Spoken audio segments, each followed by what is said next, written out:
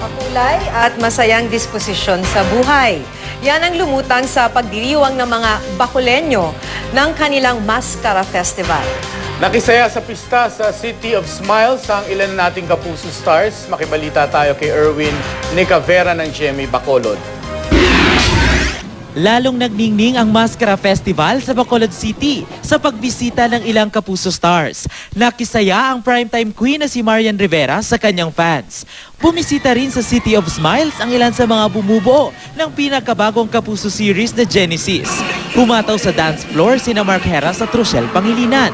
Di naman nagpahuli sa pag-indak ang mga kalahok ng electric dance kara. Bukod sa mga ito, inantabayanan ng mga nagkipista ang Mascara Street and Arena Dance Competition. Lumutang ang husay sa pagtatanghal ng mga grupo mula sa iba't ibang barangay. Pinasigla at pinakulay naman ito ng suot nilang mga maskara na sumasalamin sa katangian ng mga Bacoleño. Ito ang pagiging masaya at pagkakaroon ng pag-asa sa gitna ng kahirapan at iba pang problema. Sa binansaga namang Coffee Granary of the Philippines na Lipas City, idinaos ang Coffee Festival. Pinakatanyag doon ang kapeng barako ng mga Batanggenyo. Sa aroma pa lang daw ng giniling na kape, matatakam ka na. Bukod dito, ibinida rin ang iba pang klase ng naturang pampainit sa sikmura. Erwin Nicavera, Nagbabalita, Pilipinas.